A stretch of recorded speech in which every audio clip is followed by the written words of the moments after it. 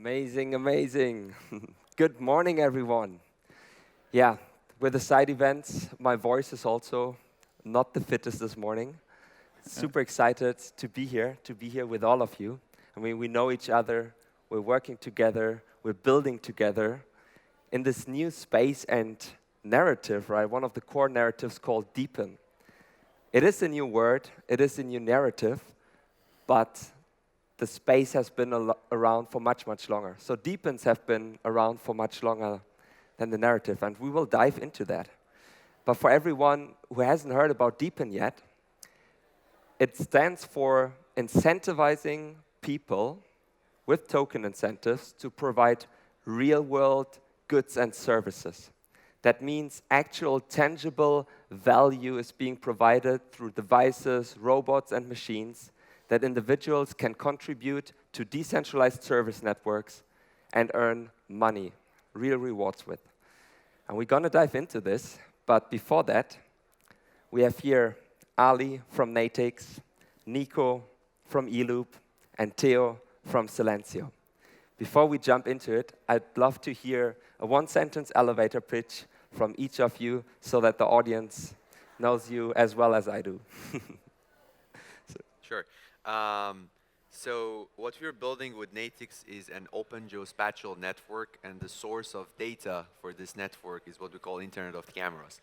The flagship product that we have is a mobile application. You just download it, put it on the dashboard of your car. As you're driving around, the AI is mapping the world, collecting geospatial data, and users actually earn rewards. So it's perfect for truck drivers, taxi drivers, Uber drivers, or just any commuters like me and you. Awesome. With ELOOP, we're creating an ecosystem for the tokenization of every machine, real-world asset, and for the on-chain distribution of the rewards and the revenues to all the fractional owners of those machines we tokenize. Good morning, everyone. So Silencio is using the DePIN to build the world's largest noise level data map using a mobile app. So same as NATIX, freely available on the iOS or Google Play Store. And with that data, we want to reshape how we think about real estate, choosing gastronomies, hotels, short-term rentals, etc. Super cool, like incredible, tangible, real-world cases. We will dive deeper into that. But before we do that, I'd love to hear from you guys, because so far Web3 has been a lot about metaverse, NFTs, and so on. So not so tangible in the real world. Do you think the world and Web3 is ready for suddenly real-world physical infrastructure running on that technology? Shall I go first?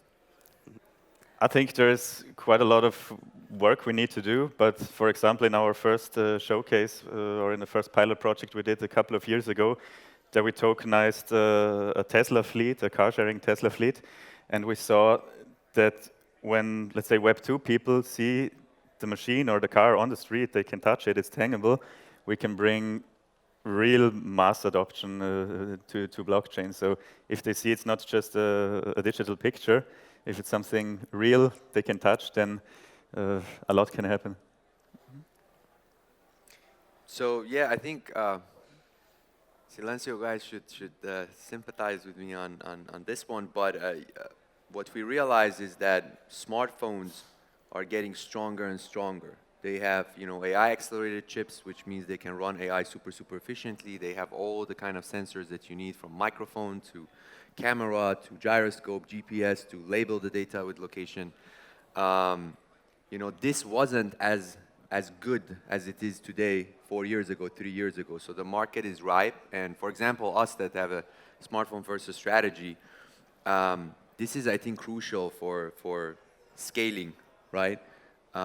This is something that you can, onboard millions of users without much friction, without logistical issues, without, a lot of other hassles that come, for example, when you have to, build a hardware and ship a hardware. So, yeah, I would argue, today is the best time to build a DePIN solution. Amazing. I share a similar opinion. So I think we have to focus on value generation, value creation. And that's why we chose to build a product that doesn't feel Web3. To drive adoption, we have to stop caring about the technology, put that in the background, focus on the real-world utility, and that's what we're trying to build. Incredible. Like users using Web3 without actually knowing they use Web3, right? And this is where the mass adoption is happening. Yeah, I mean, we touched upon the mobile part of it, right? Both of you are building mobile phone DePINs. What is the advantage of that, and why didn't you choose to go with a hardware approach, right? Most DePINs that are out there build their own hardware, and you took another route. Maybe Ali, you want to go first? Yeah, so for us, actually, I think people who know NATIX, they might have heard this. We pivoted away from hardware. So we were actually supplying AI software for CCTV cameras. I'm sure you see a couple of them in this venue as well. For smart city applications, for mobility applications. And we realized it's not scalable. It was extremely difficult to scale from CapEx investment point of view, that they had to buy a lot of hardware and invest in it upfront to logistics of it and installation and all that kind of headaches that comes with it. So why we chose a smartphone was multiple reasons. One of them was that smartphone has all of the capabilities that we need. Like I said, it's a supercomputer and a sensor hotel in your pocket. The second reason is people don't buy a smartphone to expect an ROI to buy a Lamborghini, right? They buy a smartphone because they text message with it, they email with it, they do their daily work with it. So the ROI is already there, and if you can monetize it for a couple of different applications, jackpot. And it also gave us a medium to add a ton of other utilities to our users, right? So for example, in our case, we started to provide navigation, dash cam service, parking availability, which is going to come soon. And this made it a utility hub. So we can go into challenges of it later as well, because it's not all utopia, but that's why at least we are laser sharp focused on our smartphone strategy. Amazing. And you even have partnered, right? Because you're both running on the same hardware. And precisely. So yes, we do have a partnership standing with NATIX, and I think we share a common philosophy on that. There's 50 billion devices, IoT devices out there, many of which are capable to measure decibels. That's what we do, so no audio content. And there's 7 billion smartphones. So the scaling part is what you need in order to create a network that is commercially viable. And being completely software-based allows you to iterate much faster than if you were hardware-driven. So getting constant feedback from both the supply and demand side of the network is crucial. Your time to market to deploy new features is faster. And so let's say now with our initial customers, they need certain value generation in geographic areas or certain data sets that they want to have. We turn around, develop these, and iterate with the community. And so all of this feedback loop we're talking a matter of weeks in comparison to hardware that you have to ship. Perhaps there's bugs you have to resend. There's a big logistical part involved with this. And the dynamic reward systems allows you to take the demand side and say, this geographic area is being bought. Okay, so I'm going to incentivize this higher than areas of lesser commercial interest. Hardwares, project-specific hardwares that perhaps are not dynamic, stand in the middle of nowhere, which is good for the user, but not so great for the community. Absolutely. We like to refer to you guys, smartphone DePINs, as gateway drugs for DePIN, right? Because such a low barrier to entry, and anyone can download both of your applications and get started. And then, of course, right, like they can expand and also buy hardware at some point.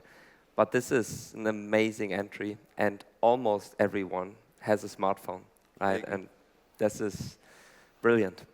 Yeah, just one point I was realizing, I think Theo can agree with me. We're not against hardware. Hardware makes sense in a lot of cases. It's not that hardware is bad, software is good. There is no world, we're not extremists in that sense. But whenever you can do software, it has its own advantages, especially when you want to be lean, when you want to ship fast, and one other advantage, by the way, that I also realized recently is when you are hardware, one of the challenges is you have to upgrade your hardware as the time goes on. Like every 1 or 2 years, you want to ship a new one with new specs because hardwares have a lifetime. They get outdated. And with software, I was realizing, we're an app, and, in case of Silencio, the microphones are getting better. They have these array microphones and so on. You want to add other computational aspect to it, so the AI chip gets better. For us, the camera, they're getting lighters and so on. And we can actually, move with the user because it's just an app with a username and password. So if you just upgrade your iPhone from 11 to 15, we go with you. We don't have to do same goes with the Silencio guys. And I think this is, I never looked at it like this, but it's towards the composability and really keeping your user base and just growing from there.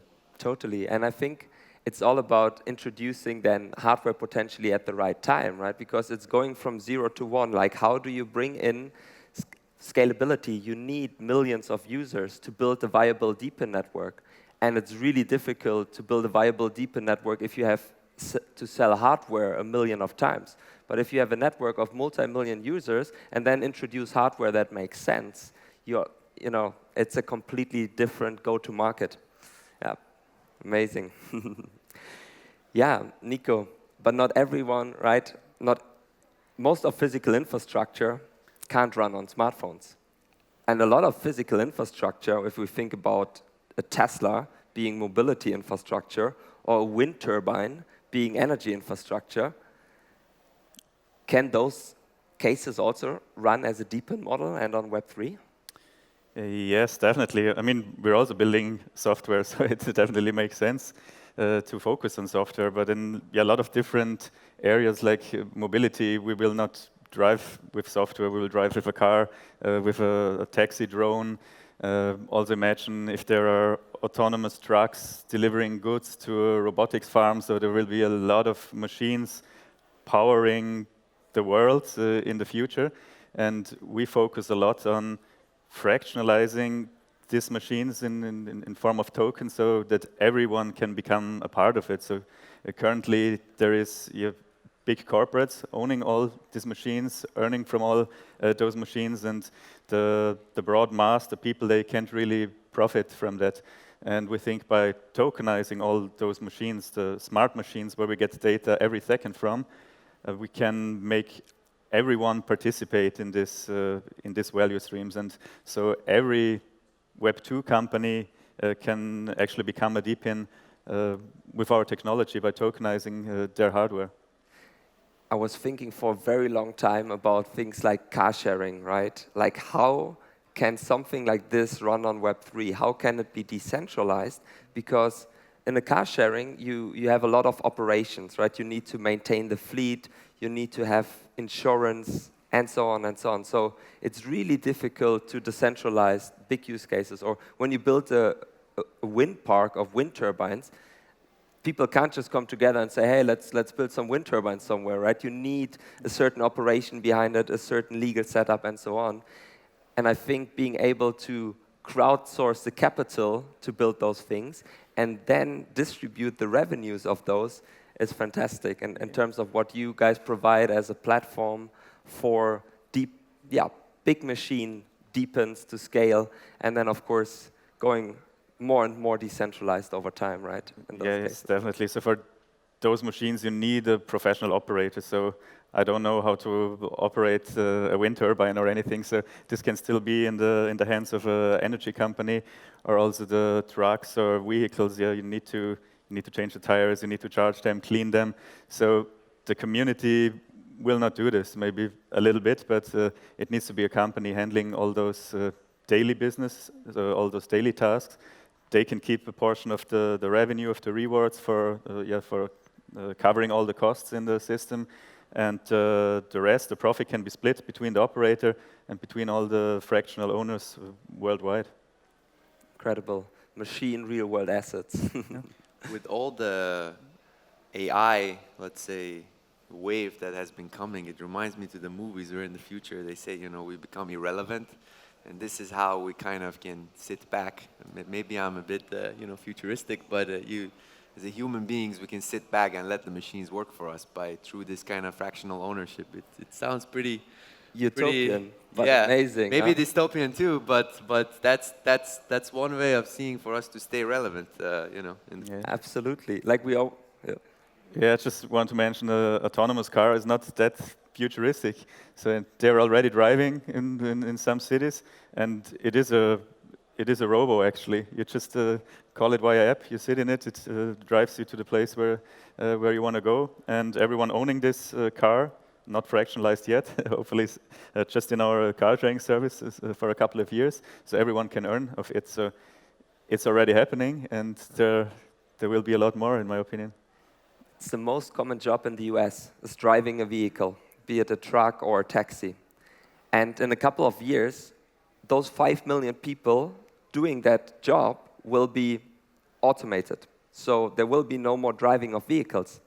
But with that model, everyone now can own a share of a taxi fleet, of a trucking fleet, and yeah, you can maybe do whatever you love and follow your hobbies while you earn from an autonomous fleet of cars. And that is definitely a much better future than if a few big companies would own all those fleets and would make all the money by themselves. So there's a big, big impact happening here.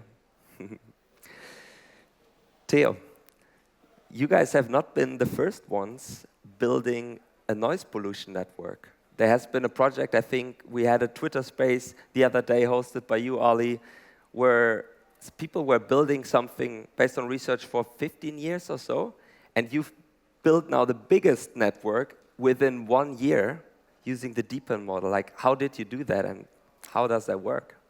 Yes, so actually noise pollution has been mapped with the first Motorola's, which if you think about it, must have been like 2004, 2005. And we managed within 1 year to create a network 10 times the size in, 16 plus, no more, 18 plus years, less time. So I think it's really fascinating to see how DePIN drives that. That's there's another company called Soundprint that does venue check-ins. So there's 800 million people who are extremely noise sensitive, and they want to understand, before they visit venues, how loud will it be. And that community is completely based on an impact project. And there are still a few 100,000 people contributing day to day there, going into a venue, checking in, leaving a noise score behind. We managed to do nearly 2 million check-ins in 3 months, and they have, I think, 1.4 million check-ins in 7 years. So it just demonstrates you this exponential scalability that you can reach with initial network effects and creating this data. The power of incentives, right? I mean, that is one of the main things in the DePIN space, right? There are many things the blockchain is used for, but being able to bootstrap with token incentives is just incredible, right? Because ultimately, we humans, we do things for a reason, and if there's no good incentive to do something, it's much, much harder to scale and do that, right? Just on the impact purpose. Yeah, we like to refer that as mining 2.0. So if the net outcome to society is positive, what we're building here, the real-world utility is more significant than anything else. No? Absolutely. Yeah, and I mean, on that note as well, Ali, like I've been following your guys' Twitter very closely, and I see all those amazing pictures of truck drivers and so on, like folks that you wouldn't think of as traditional Web3 people who take pictures when they're not driving of using NATIX and mapping the real world in real time. How do you do that, and how do you attract them? Yeah, so first of all, our strategy from day one was we wanted to build a product that is for non-crypto people too. So crypto people, all of them are here. We have a huge, vibrant community. I have to be honest, like the energy of crypto community is crazy. We love it, but to go above 100,000 people, 200,000 people, if you want to go to a few million people, you need to have this non-crypto strategy.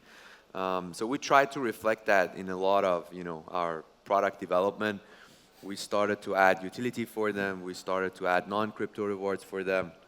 I think Silencio guys have a very similar mindset and strategy compared to us. And yeah, I mean, since day one, we have been doing a lot of, let's say, Web2 promotion, So instead of just working, for example, with crypto influencers, we work with tax influencers, which, people might not think that it's relevant, but, for us it is, because those guys are, have an audience that matters for us. These guys are the guys that are 8 hours on the road. They put the most amount of kilometers into the system, or the truck drivers, So yeah, I think, and I think DePIN is all about that, right? Yeah. It's all about going beyond the crypto community and kind of applying to masses. Yeah. Yeah. Absolutely. No, I really, really love that, and it's an explosion to happen in terms of active users in Web3 that don't really, they don't care that the blockchain runs in the background, right? It's super, super cool. And Nico, I mean, on that note, right, we're attracting a lot of new users into Web3 that haven't done anything, and you're also attracting a lot of companies into Web3 that haven't done anything in Web3 before. It's like, could you tell a bit more about the business problem that you're solving for those companies? Yes, I mean, we have, in our company, we have investors out of the energy or also mobility space, and they see it's extremely important to democratize their product. So even the big corporates, not all of them, of course, but some want to get their users, their community into the system, and don't want to be the big corporate earning anything, earning everything. And they see huge potential in this, in tokenizing wind farms, solar panels, or also other car-sharing fleets all around the city, taxis. And the demand is there. It's a little bit more difficult to explain to old-fashioned companies how the entire system works. But same as from you guys, we try to keep it as non-blockchain as possible from the outside, so people can invest with their credit card, with on-ramping services. We buy the product in the background, so people don't actually need to know that we're running on blockchain. And on the other side, any DePIN project with hardware, they directly understand it. They understand how fractionalization can work, how people can participate in it. And I think with the first pilot projects, some cool showcases. One at your stand, at the peaq stand, Ex Machina Cafe, is powered by ELOOP technology. So I think when the big corporates see how easy it is and that the product still can be purchased with dollars or with fiat, there will happen quite a lot. So we need to get some showcases and some pilot projects live. We're doing that already, and then the big corporates will follow for sure. Yeah, it's pretty amazing. Like at the booth, really, there's the first ever tokenized robo-cafe in the world. That means the community can invest into it. Then the coffee is bought because they cost six-figure, right? Like they're really expensive, those machines. But then when you crowdsource that money, that's quite effectively, and they generate a lot of revenue, right? Every coffee, every ice cream that's sold is revenue. And that revenue is being split between all the people who helped buying this cafe.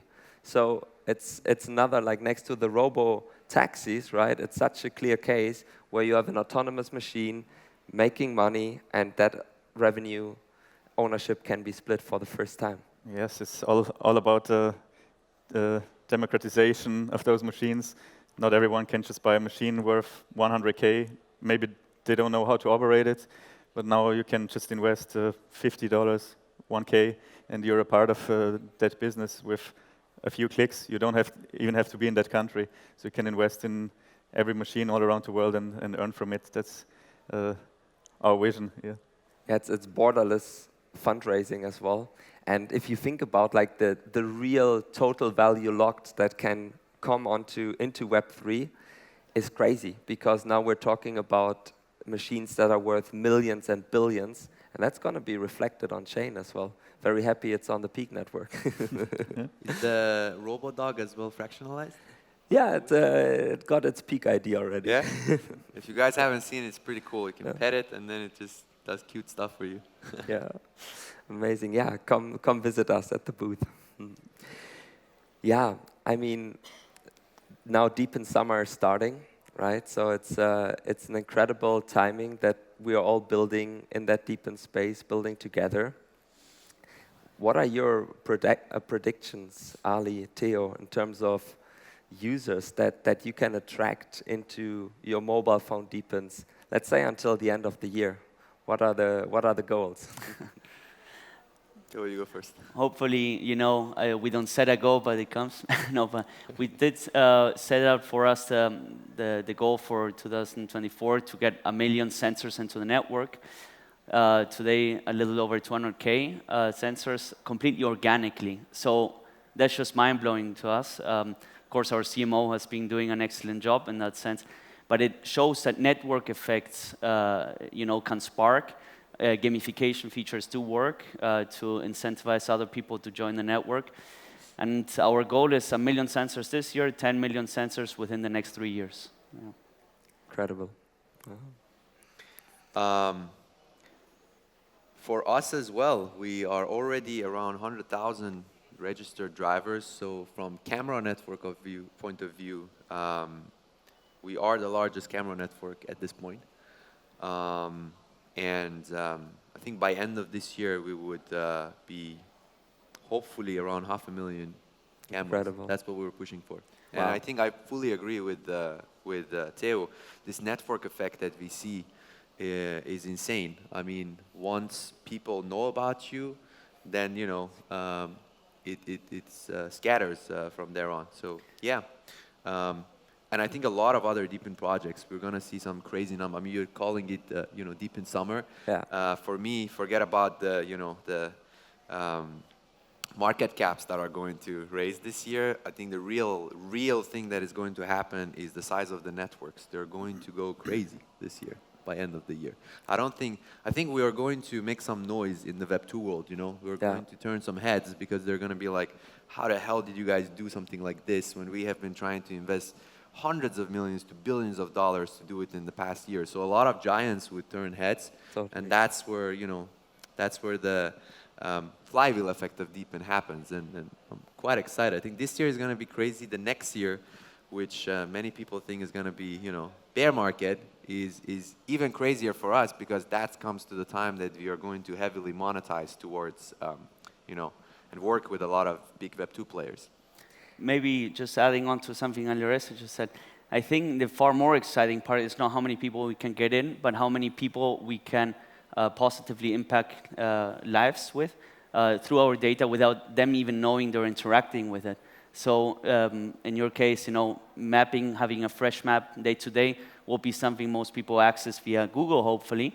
In our case, you know, going into also Google, hopefully, and showing you how loud it is. And people, it's just, we like to say, like, you consume your weather on your phone. You don't really care where it comes from. You care it's accurate. And so we want to provide the same infrastructure on this level, using Web3 to crowdsource, but consume on a Web2 level. I love that. And I think what's mind-blowing is it would be almost impossible to build that in a centralized way, right? Like, how much money would a company need to invest to build sensor networks globally in every city, in every corner? It's almost impossible, like you're saying, right? You'll turn heads in Web 2 because this model is just, like the data sets both of you are generating, you can't do in Web 2, no matter how much capital you invest. I'm 100% convinced of that. Yeah. Future looks very bright. 100%. Amazing. Nico, what's your outlook for ELOOP for the next year, or until the end of the year? I mean, since we're B2B focused, we think we can bring a crazy amount of Web2 people to the space. Imagine a mobility company like Uber starts to tokenize their cars, and they send out a newsletter or push notification to their hundreds of millions of users that people can now invest in that service. So as soon as we've onboarded some big companies, there could be millions or hundreds of millions of users coming to blockchain. And we saw only from our old car sharing business with also about 100K users, we just organically did it with inbound marketing. So thousands of people started to invest in the cars. And when those big corporates understand it, or also smaller companies with a lot of users and hardware, they can bring all the people on chain and to the ELOOP network and to peaq. And we think there is the possibility of millions in the next years. So the first projects we have in pipeline, they have 2, 3, 4 million end users on their side, and they're starting to send out the information that you can now invest in their product. So we of course rely also on them, that they do good marketing, because we're the tech provider. But there will be a lot of people for sure. 100%. Yeah, I think it's really worth mentioning, right? You guys have tokenized a fleet of Teslas in Vienna that's operational with hundreds of thousands of users who then invested in that fleet, and then they started treating the fleet as their own because they had a stake in it, right? So there are many values and benefits outside of the actual revenue generation. I think most of you used the kick scooter before, and in our city, in Vienna, or also in some others, they are, I don't know, in the river or on the trees, or people throw it around. But imagine you own a part of this vehicle, you will treat it like it's your own. So people will treat it well. It's good for everyone. It's good for the normal user, which is not owning it. It's good for the one owning it and earning from it. And that's what we saw on the car side. So we really had a specific fleet only for token holders. Those cars almost looked like brand new after a year, and the other ones not that good in good words. And I think that's a huge positive impact beside all of the financial benefits the company can get. So the community you're building behind your company is amazing. So they all get brand ambassadors, they get the best users.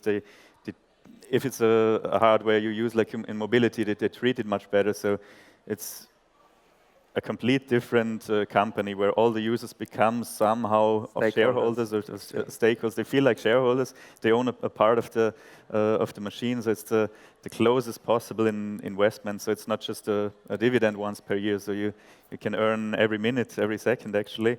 But the entire community thing, that's what changes a lot of services in our opinion. Yeah, absolutely. Thanks so much, gentlemen. It's a pleasure to be with you on stage, to build with you, to make sure that Web3 really moves towards real-world adoption. I mean, that is happening. Thanks so much for joining me today on the panel. Thank you. Thanks for having us here.